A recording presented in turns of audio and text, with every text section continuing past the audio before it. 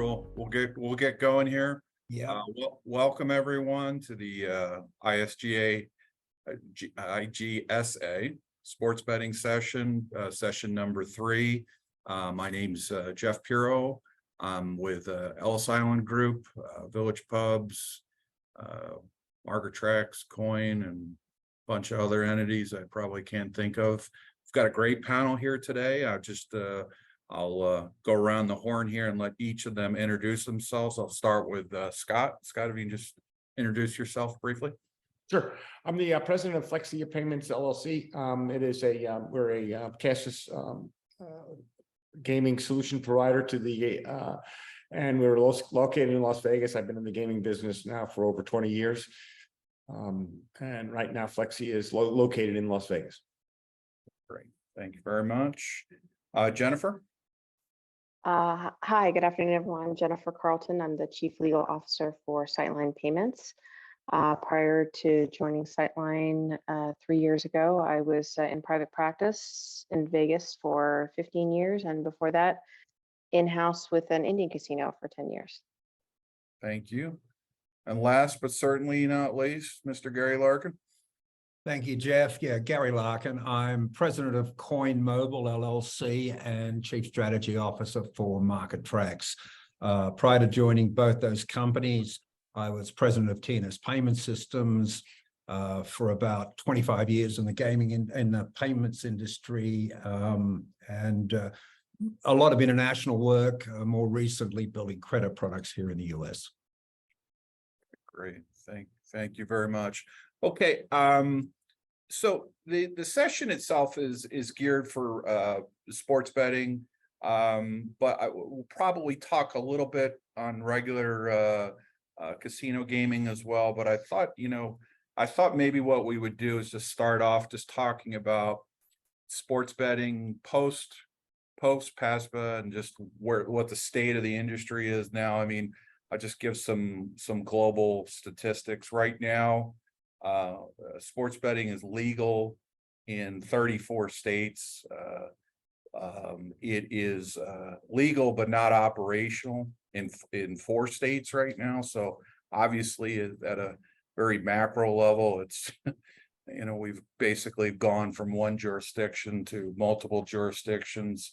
From just a pure gross gaming revenue perspective, in 2022 there was 93.2 billion in handle and 7.5 billion in gross gaming revenue. So obviously it's a huge market. I know some of the people might be interested in this. I grabbed some statistics off of the AGA website, and it's estimated the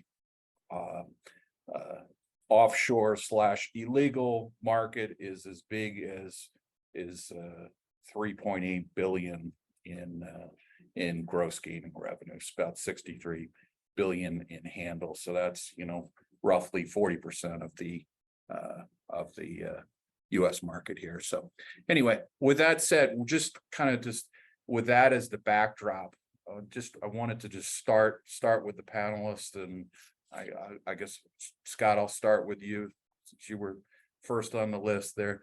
Could you just give us some of your thoughts on, let's just start with basics, cashless gaming, evolution of that, customer acceptance, results that people are seeing from that deployment. Give us your thoughts. Yeah, I'll start off with respect to the evolution of sports betting. I actually I came to town in 2001 and created the first network gaming was in Las Vegas, and we actually had a server in the Orleans and distributed gaming within the state of Nevada. And at that point in time, they didn't have the sophisticated compliance tools that we have now. But we kept the bets within the state. But what's going on now is just it's exploding, obviously. And the way I see that that dynamic with the explosion of everybody wanting to do digital payments, it's the confluence is going to really create something special, both for the land-based and for the online gaming companies. I see it as That's something that's just started here. And with respect to cashless gaming as a whole, we started in Mexico, where they've had cashless wagering now for many years. You can't wager down there unless you present an identification card and create a you don't have to create an account, but you have to be able to, you have to go through a KYC check in order to get funds to gamble with. And it's the customers there. It doesn't dissuade anybody from actually wagering down there. It's a very robust gaming market. And I think it demonstrates that customers here will adopt it, and there should be no fear of cashless wagering. And I think that's being seen by all the operators, and seeing how much they can, it's going to get, it's getting here. It's already here, and it's going to proliferate for sure. Okay, thank you, Scott. Appreciate that. Jennifer, your thoughts on that? Cashless gaming evolution, what you've seen so far? Well, I mean, when you refer to cashless gaming, certainly, digital payments have been around for a long time. Digital payments in gaming have been around since internet wagering was first authorized. So in Nevada, you're talking about, over a decade of digital payments. Now, that has exponentially sort of increased with the advent of sports wagering, especially mobile sports wagering, right? So rather than the brick and mortar walk up to the cage or the cashier and place a wager, as you used to have to do in Nevada, to mobile, which has now been deployed in a number of states, as you referenced. Some states are still just brick and mortar. They are not mobile at this stage. And then cashless, which is what we refer to as cashless, obviously in our space, in digital payments, is the ability to wager on a slot machine or at a table utilizing digital payments, right? So typically through your phone, you would have an app that would allow you to be able to wager, again, within a brick and mortar casino, but utilizing digital payments rather than cash. So, obviously that is still in a very nascent stage for most states. Some states have authorized cashless, but have not. You haven't seen the brick and mortar casinos actually deploy cashless technology. Nevada, obviously we've had the ability to do that for quite some time, and you are slowly seeing, especially post-pandemic, you're seeing more casino floors go in that direction. But in my opinion, we're still in the very early stages of a true sort of digital payments ecosystem for gaming. Even though, as I said, we've been doing it for over 10 years on the internet gaming side, really have been, for a number of reasons, slow to adopt digital payments on the for any kind of mobile wagering, sports betting, or cashless technology on the casino floor. Okay, thank you. Mr. Larkin, your thoughts on the evolution? Yeah, I think Jennifer said it well. I think it's in its very early stages. While it's been around a long time, it's tended not to grow as quickly as digital payments have matured in other more open verticals, traditional retail, e-commerce, and what have you. And I think understandably, the gaming industry has been very siloed off, not just in the retail market, but also in the sports market, from ease of access to funds, more controls, more concerns, regulatory concerns over AML, regulatory concerns over responsible gaming. And all of these things are, I think, causing a little bit of abrasion for what would be otherwise considered as fairly readily available digital payment mechanisms that we're so used to seeing in our everyday life, the Venmos, the Apple Pays that interact, very seamlessly throughout our lives, seem to not have quite made it into the gaming environment. I think it's changing. It's going to take time. There's a lot of infrastructural hurdles to overcome, some regulatory hurdles to be traversed. I think we see some desire on the part of the operators to think more holistically and when in this digital world now, but it's still extremely early. Great road ahead of us. I think we're all of us in this panel here, I think, well equipped for the struggles ahead, but I think it's going to take time, and I think patience is the key word for people that are both in it at our level, but also for operators. Be patient. This is going to take some time to nurture. We'll look back at a point in the future and wonder when digital payments weren't 100% of everything happening on the casino floor, a bit like Tito took over, but it will be a journey. Just throw it out to the group, whoever wants to grab, just on the payments processing side of things, just kind of get your thoughts on that. As far I know, a bunch of subsets to that, whether be wallets and things like that, just to get your thoughts on the rollout of that, and what where we're heading, I guess. Well, I'll start with that. The first thing with, I mean, there's constantly there's an evolution of different things on the processing side that I think the gaming industry has to, realize. There's RTP, which is, in gaming parlance is return to player, but it's real-time payments in the payment industry. There's buy now, pay later options that our processors are now giving, where they basically are enabling customers on an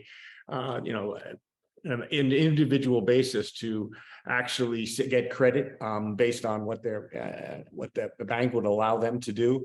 There's of course the traditional way of doing this is by loading an account by your credit card or your debit card, and then there's companies that are creating their own wallets. So there's a lot going on in this industry, and I think all of the players in it, the operators, have to just be welcome to the different things that are that other industries now have become accustomed to and know as part of everyday business. Yeah, well said. Jennifer, I think again, when you say payment processor, one of the things that we run into a lot, Sightline, is the utilization of certain terms by the banking industry versus the gaming industry. And, you can have very robust set of regulations on the gaming side. You can have gaming regulators who have, these are not new jurisdictions. They've been regulating gaming for 50, 60 years, but have not ever had to, in the past, really grapple with the types of issues that come up when you bring digital payments into a gaming ecosystem. So we spend a lot of time talking to gaming regulators about the roles that different actors in the payment space actually play. Like, what is the difference between what is an acquirer, right? And what do they do versus a money services business versus a money transmitter, and all of this terminology that is very commonplace on the banking sort of area, and you have obviously state finance institutions that regulate all of this activity, but now you're trying to move that into another heavily regulated space. So digital payments for gaming is really sort of this intersection of two very highly regulated areas, and a lot of times the nomenclature is unfamiliar, especially for the gaming regulators. They call us all payment processors, whereas I think the three of us would disagree that we do the same thing, right? That we're even competitors in a lot of ways. We're not. We do very different things, but for a gaming regulator, they think of us all as kind of doing the same thing, which is touching the digital money, right? And so as long as you're anywhere near the digital money, you need to have a, a service provider license or a vendor license or whatever category it is that the particular state or tribe has to sort of put you in that box.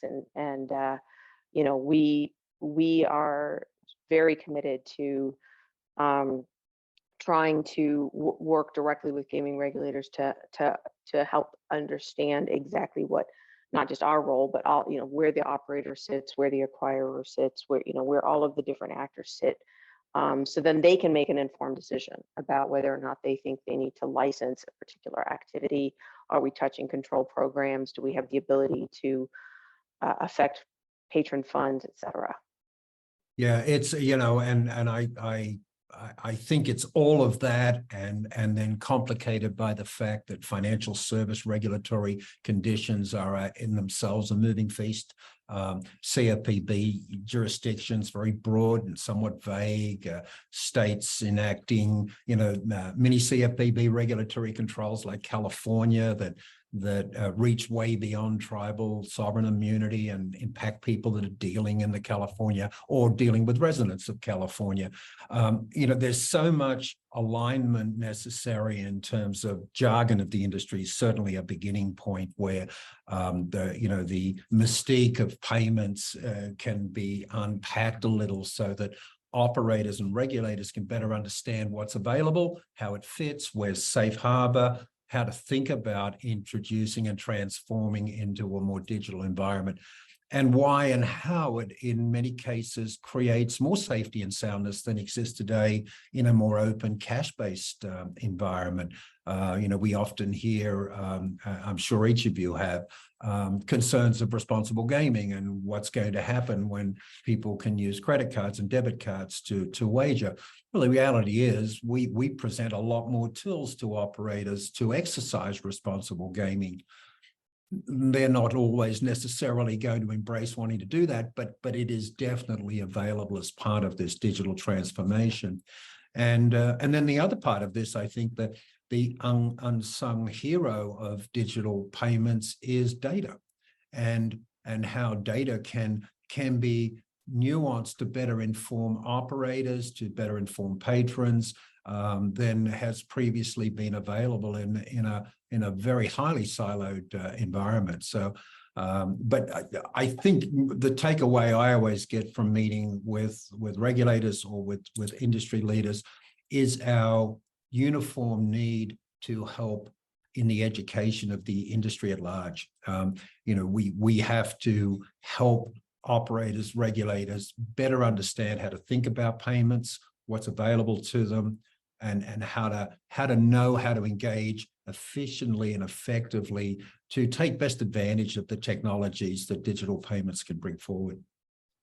I will say that one of the positives that I've seen, especially with the lack of a better term, the explosion of sports betting authorization, has been the movement away from questioning sort of whether what we're doing is somehow a violation of federal law. And certainly when internet gaming was first coming live in New Jersey and Nevada, as lawyers, we spent a great deal of time, sort of helping people understand that this is not a violation of the Wire Act, and all of these other federal laws, that data crossing state lines and where servers are located. Now in my opinion, we've reached sort of a tipping point where the industry as a whole has convinced the rest of sort of the payments and law firms and regulators that we don't need to keep going back to a legal analysis of the overturning of PASPA, and we don't need to keep getting very expensive legal opinions about whether or not what we're doing in Tennessee is legal. That we pushed past that point, which I think is great for the industry, right? We're now we've been around long enough, and people are comfortable enough with how many states have authorized sports betting, that this is going on, that it's not, we don't have to keep reminding people that these federal laws are not being violated, and I think hopefully, knock on wood, we're not going to have more. We enjoyed, maybe enjoyed's not the right word, but we enjoyed a sort of a moment in time where we had differing opinions from the federal government about whether or not the Wire Act was even applicable, and I feel fairly confident that we're past that stage, and so we can stop focusing on whether all of this is legal or not, and move to the sort of patron awareness and the regulator awareness and the operators moving to that next phase of adoption of digital payments and other types of technological advances that, as I said, we know we're behind, right? We're behind the rest, the other industries in terms of, you can have a Starbucks app and you can load and pay and buy your coffee, but you can't do the same thing in a casino. And there are obviously reasons for that, but I think we're finally moving past the buying coffee is a federal offense. To the point where It's And I really, think- look, I I was think- fighting I think that the battle, thing- and it's so true of how we evolved and how it's everybody knows now it's not illegal, and look, the credit card and the network companies, MasterCard, Visa, they know it's not illegal either, and so they're coming along too. But I think the fact that battle took so long, Jennifer, is part of why with the initial view of making digital payments easier for the customers is this fear that it makes it too easy for them. But it's something that I believe has taken some time, but I think people are getting over it, and the way that evolved from a regulatory side of just the fact that it was a gray area and now it's clear that it's not federally prohibited is the same type of evolution I think is going to happen in the digital payment side. But I think it comes at a great deal of investment and cost and commitment on everybody who's been part of it, and particularly Jennifer Sightline. I can recall meeting with Omar back, and I think it was around 2013. And I think about that decade that's gone on, and how slow and hard that fight has been to make those movements. And Scott, we know each other's journey very, very well. But there's much ahead that has to be overcome.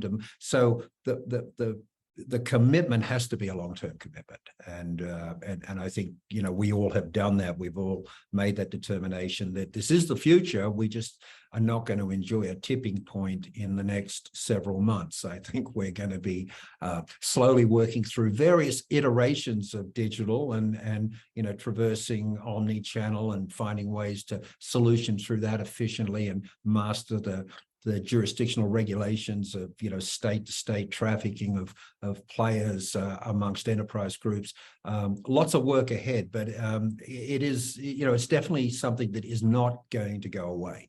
It's going to grow steadily. Just regrettably probably not at the pace we'd all like to see, but I think we all know where the road leads.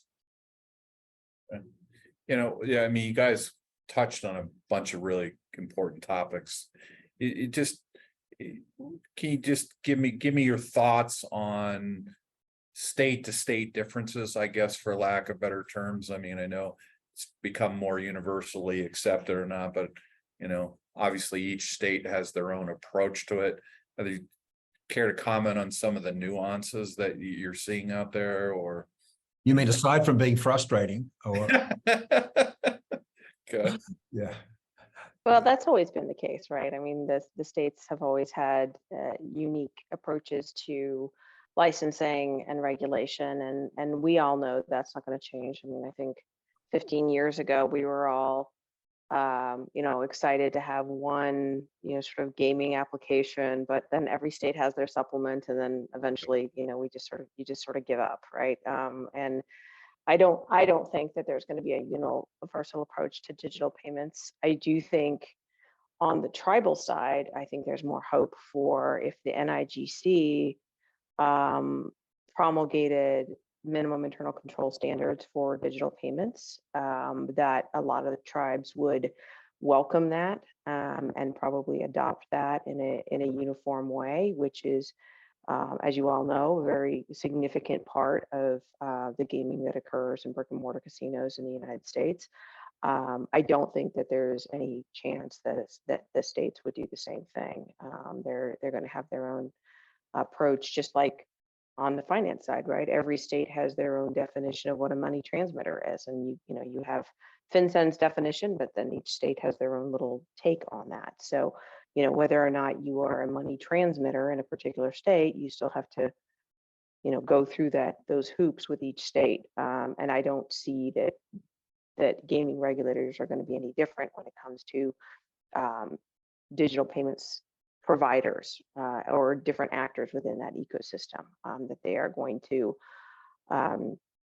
define their regulations however they define them.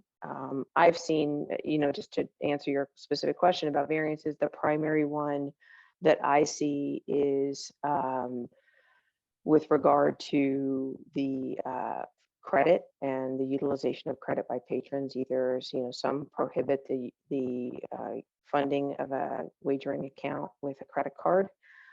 Some go further than that to try to limit the utilization of what they refer to as gift cards, which, as you all know, is not really a defined term, but it's the idea is that they're trying to limit the utilization of a prepaid card, and by prepaid card, I mean where you go to a CVS or Walgreens and you use your credit card to buy a non-reloadable card that you could then utilize for your wagering account. So those are the kinds of things that we see from a legislative standpoint. You understand the impetus for that. The motivation would be to address problem gambling, because they don't want people to utilize credit or credit cards to wager. The reality is, as we've seen, and I think, going back to Gary's point, we have access to a lot of data about payment behaviors and load behaviors, that the utilization of credit cards is not a indicator of a problem gambling, at least as far as the studies that we've seen and the data that we've seen. But those are some of the differences, different approaches that we've seen on a state-by-state basis. Yeah, and I think it is about, investing in the education, because a lot of those decisionings to bring about changes in mix or legislative outcomes need better information. A lot of times, in defense of regulators, they're fearful. They don't understand this area, and their default is always no, in preference to taking the risk of allowing something that could get out of control. And let's be clear, unfettered digital payments could be a problem. But I know our companies very, very well. That's not something that exists at the core of the management systems of our platforms. But regulators don't know that, So I think that there's a lot of work to be done in helping them understand how what we're trying to bring to this industry will improve the ability to address AML and responsible gaming and give better tools. But it is an exercise that's going to take a fair bit of time. And one of the things I would add to that, I'd love to see them mandate cashless wagering at the legislative level. And I was shocked when we were at the show last October. One of the CTOs of one of the Australian companies came up, and I know everybody here on the panel knows this, that they said that the legislature was going to move to have complete cashless wagering in all the gaming venues in Australia within 2 years.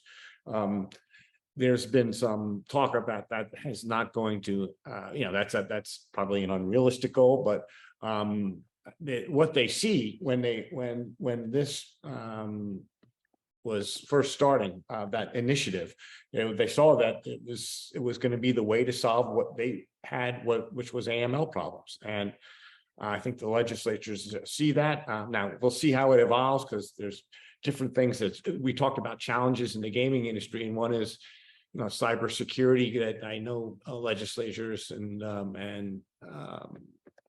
regulators, you know, I worry about that, because there's going to be a lot more cyber activity when we're talking about digital payments. But I'd love to see legislatures move towards a more aggressive approach to embrace, if not mandate, which is unrealistic, but to embrace digital payments. Great. I mean, Sky, you hit on security issues and whatnot. I care to comment anymore? I mean, we live in a world where it seems like there's every day there's something new and new on the topic and whatnot. Care to give some of your thoughts on that? I mean, it's just, I know everybody who works in technology that's their first and foremost concern and the bank that we work with, I mean, that was the thing that they were most concerned about, that when we started working with them on this.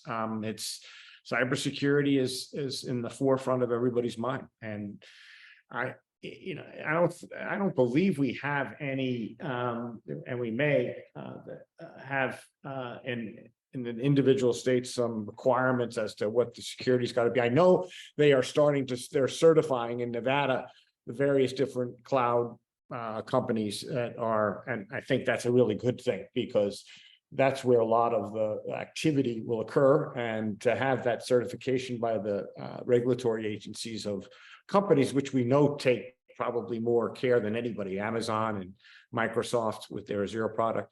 But it's good that regulators are getting involved and actually not just saying, okay, you're in the cloud. Well, they should certify what the companies that are being used as cloud-based services. So it's an important thing. I know everybody on this panel, and I'm sure the people listening on the operator side are, you know, that's what they worry about every day. And what we all can do is just take all the precautions we can and make sure we've got, you know, a robust and technology system that can't be penetrated. Yeah, Nevada is one of the only states that actually regulates cloud-based computing and cloud-based servers, and I think we only have, I want to say 4 or maybe 5 that have actually been licensed so far, including AWS, Amazon there, you know, but it's a rigorous process, right? So that's, you know, that's also part of the issue is absolutely we all want this technology, but then, you know, there are certain gating items that we all have to acknowledge that include the cost of the regulatory process, that having a business go through a lab in order to get an authorization to deploy a product, let alone the licensing and suitability requirements to go through, and the cost involved in that, and then the, you know, the months or longer that it would potentially take, and then you add however many jurisdictions you want to deploy in. You really have to, you know, you have to have a pretty long runway and sufficient cash to be able to get liftoff for these technologies to be introduced. So, you know, for example, I think it was 2 years ago, post-pandemic, there was a survey that went out to the tribes where they talked about cashless being their #1 priority because of the safety issues and, you know, the idea that everyone wants to move to digital payments. But, you know, in that 2-year time period, there haven't been very many tribes that have actually implemented cashless on their casino floors, and the reasons are quite obvious, right? It's a very expensive proposition to deploy a cashless ecosystem. You also have to invest in your patrons and updating your patrons and having people on the floor to get your patrons comfortable with the new technology and utilizing it and all these kinds of things. And I think what Gary said, like comparing it to Tito, is certainly accurate. And, you know, eventually we moved all the machines off the floor that didn't accept paper, and And we're able to, generate paper out. And some machines still have hoppers, but they're decorative, right? There's no such thing as a, They're at the as a railroad machine that pass. spits out quarters. I miss them. But it's a massive investment to bring digital to gaming. And we all know it. I mean, you talk about cyber. I mean, it's one piece of a massive puzzle, and while being in the cloud, adds some layers of ingrained and embedded security. You've got to take on responsibilities of going way beyond what Google or Azure or any other cloud host can do for you, because we're dealing with a very sophisticated market of fraudsters out there looking for ways and means to penetrate. Fraud risk, separate to cyber, is a big issue for us in the digital world, and it can cripple a business in a matter of a weekend. So these are all costs of being in our business, and then we layer on top of that the need to interface with a very eclectic existing infrastructure. I go back quite a long way in payments, and I remember the days before the Visa, MasterCard global DCC standards, and every single manufacturer of every single device had their own message sets and well, that's what the gaming industry looks like today. It was very difficult back then to open new markets, because if you had more than a single vendor, your costs in just doing QA on product release would almost send you bankrupt. You needed a massive amount of customer base. Gaming is a little like that, because it hasn't had to interop with the outside world for most of it, if not all of its existence. So getting to the retail market and making them part of a holistic, omni-channel, multi-jurisdictional payment environment requires a lot of investment, and it doesn't recover quickly. So we have to be well capitalized and to make these journeys possible. That's a good, maybe segue a little bit that conversation into technology. I mean, your point is well taken, where there's no one-stop shopping, so to speak. You've got, in the, land-based casino world, where you have multiple CMS providers and things like that, where it's unique things, but in the sports betting world too, where you've got different platforms and whatnot. Talk about the challenges on that of just integration into various systems and things along those lines. Well, massive. We after 4 years with Trax of building out interoperability with all the requisite dominant CMS operators and all the offshoots, we come to the sports online space, and the world of PAMs and cashiers now present as issues, and subject to who's running it and where they're at in their development cycle, just getting attention to be able to do connectivity. It's a hurry up and wait game. Everybody wants it. Nobody wants to allocate resource to help make it happen. And it doesn't look often easy. It's not plug and play. And, whenever you're wanting to advance the solution and make for a better customer experience, you typically need to get a little help on the other side. Not always easy to find. They're pretty busy with their day jobs, so it's grueling. And having the best technology on our side of the equation does us no good until we can interact with everything that exists that makes gaming possible. Yeah, and everything that exists is you touched on the different casino management systems. Obviously, then there's all the different slot manufacturers that any given floor will have 6-7 different manufacturers of slot machines on their floor. Then casino management system companies have an app they want to use. Then there's the casinos property that just spent a lot of money in developing their own marketing app, and they're like, we want to use our app. And those are the issues that are that every one of the operators has to think through, and then we think through with them. But it's just got to take a customized approach to each different management to casino group and casino operator. And that's when you asked about what the technology challenges are, that's what they are. Look, I think there's a future with more uniformity. I think it's a distant future. Yes, we're at the Standards Association here, so. Regrettably, it is distant, but I do think, not unlike payments, came to a point in time where globally we just said enough. No more disparate message formats, no more this, no more that. It's too costly. It's very hard to maintain mandates.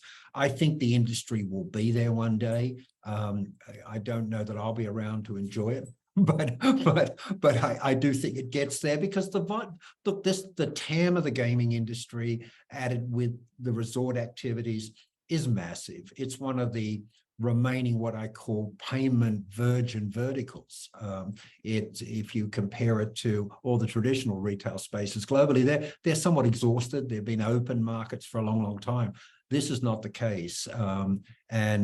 For that reason, it's exciting, but it presents unique challenges. And as I say, just having great technology yourself doesn't guarantee interoperability and success on the casino floor, by any means.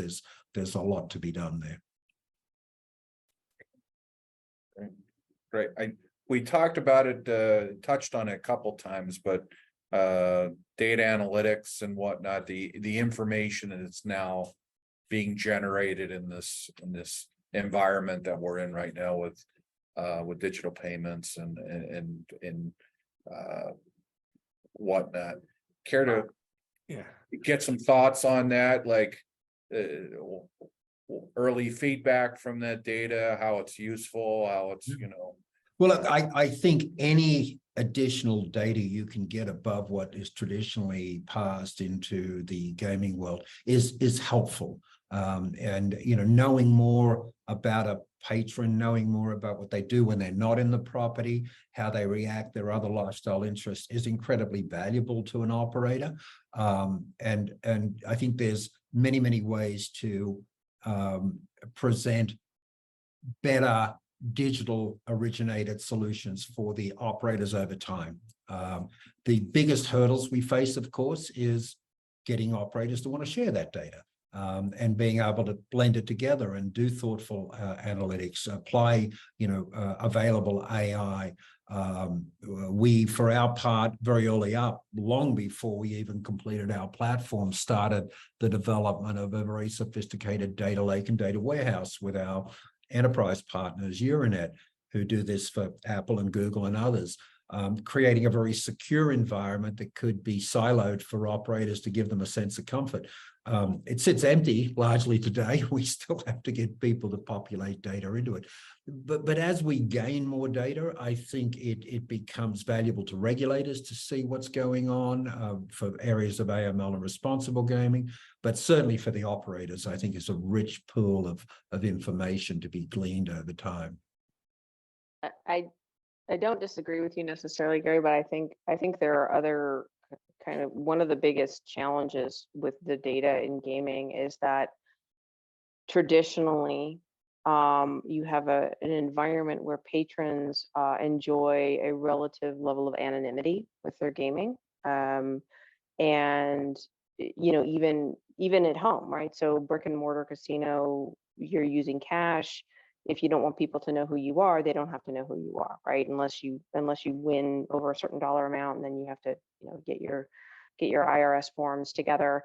But even through internet activity, if you're sitting in your home and you're wagering, the operator knows what you're doing, but there's no ecosystem that you're participating in, right? You're not getting ads that are pushed to you. You're not a part of that sort of omni-channel experience. Now, obviously people who are patrons who have enrolled in loyalty programs, they see the benefit of that lack of anonymity, right? That ability to build points and get rewards and these other types of things. And, from the operator perspective, the more information that you have about the patron, the more that you can reward them, right? And have them have a seamless experience.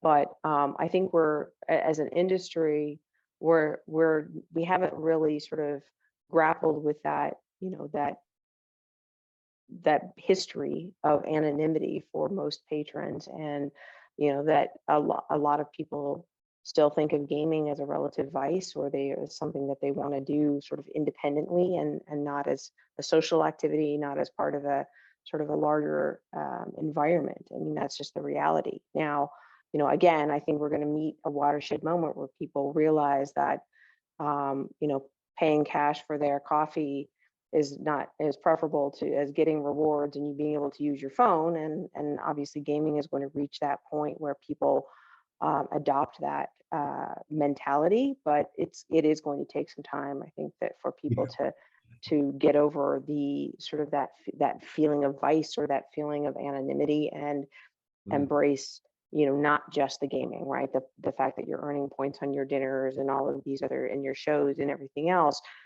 People who are part of loyalty programs already understand that and have adopted that, and cashless or digital payments is one of the obvious next steps for them. But there's a whole world of people who do gamble that have not embraced that. Yeah, and I think what you open up in that, and I don't disagree with you at all, Jennifer. She's totally right. It's not a one size fits all. Exactly. There's a large catchment of players out there very happy to give up their data, very happy to be tracked, very happy for the benefits they get, and you get people who want to be de-identified in every single way. And whether there's enough benefit, is the juice worth the squeeze, so to speak? Am I prepared to be exposed in exchange for the values I get from the property, for giving up my information and letting them know when I'm in? But you'd say you have to solve for both sides of that puzzle, and support both of them in order to digitally nurture the patrons. And I think that's when we talk about data, even if you don't know who it is, if it's de-identified data, you can nurture that person into a different behavioral trait with enough incentive. And that's really where I think data becomes important, because there's not much we do today that doesn't identify us in some way, shape, or form, as we find out every time we look online for a pair of sneakers, and then for the next 3 months we get nothing but sneaker ads coming through Facebook at all. But if you can do that in a way that's non-intrusive, that doesn't invade the privacy of the patron, and gives them opportunities to gain more, then you nurture them into other levels of identity disclosure. Yeah, and back to where on the anonymity issue. Back to when I was talking about when I first went down to Mexico, and I couldn't believe that it was mandated that anybody who wants to anybody who wants to play at a slot machine has to give their identification to the operator. I mean, they just determined that it was just much easier to regulate an industry where they could know the names of the people who were doing it. And at the end of the day, I mean, I don't know how many people that were dissuaded from gambling at those facilities because of the rules. When I went down there first, almost 10 years ago, it was already implemented, but it's a very robust market. I think if you had to give your identification in order to wager, it wouldn't be a bad thing.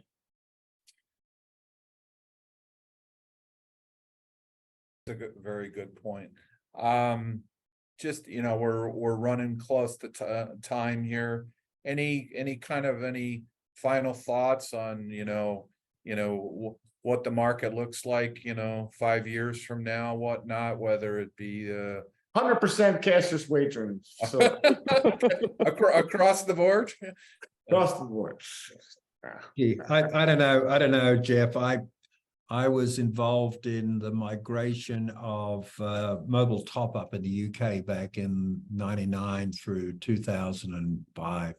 And if you'd have asked me back then what that foretold of the future, I'd have said the entire planet was going to be mobile enabled within 5 years. It just seems so certain. It isn't yet. So I'm giving up predicting. I'm not a good soothsayer of time outcomes. I can tell you we get there. I just can't tell you when.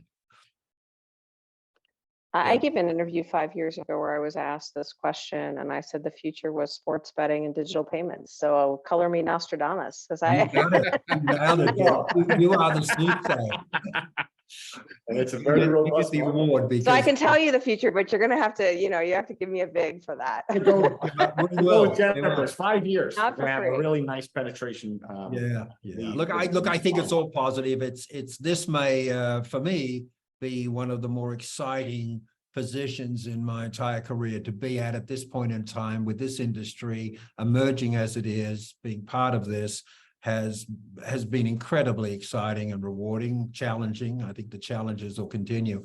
So I think the future's bright, without question. It's just going to continue to be a hard slog for a lot of us, but I think we're all up for it. I will say that the primary barriers to digital payments and gaming that all three of our companies were sort of formed around have changed significantly since the formation of these companies. And so part of our sort of call to action is always to be, thinking about ways in which, we continue to solve for the, clear the next hurdle, right? So 10 years ago, one of our biggest hurdles was the fact that financial industries didn't really want to be in this space, right? Banks didn't want to be in this space. Acquirers didn't understand it or want to be in this space. We couldn't get a code that, a patron could actually get accepted from their credit card company or their debt or their bank account. And so largely, knock on wood, we've solved for that, right? Now, over time, we've reached that maturation point where as an industry as a whole, where we've solved for those problems. But, clearly as this discussion has laid out, there's a lot more that need to be solved for. And, it's so what we continue to evolve our business products, our models, to solve for those, for the next level of cashless integration. Yeah. And I think absent a negative legislative outcome at some federal or major state level, Bite your tongue. I think that we'll unpack a lot quicker going forward than we have in the years that preceded. Agreed. Yeah. Great. Peter, I don't know if I can see if we got just a couple minutes left, but if there's any Q&A from the group, or do you have anything you want to touch base with the panelists here, or? No, Jeff, there's no questions from the group that I've noted. And secondly, fantastic panel. Thanks for your time. I really enjoyed it. Okay, well, great. Well, I can't thank everyone enough for being part of the panel here, and look forward to the crystal ball 5 years from now. I'll take notes of what we talked about today, and There you go. I'm going to hold Jennifer personally accountable for. I think she'll nail As soon it. as I get that big. I joined her, so I gotta. I'm with it. Okay. Thanks, everyone. Thank you very Okay. much, everybody. Right. Thank you, everyone. See you, Appreciate it. Scott. Pleasure. All right, Jeff, bye-bye. thank you. All right, bye.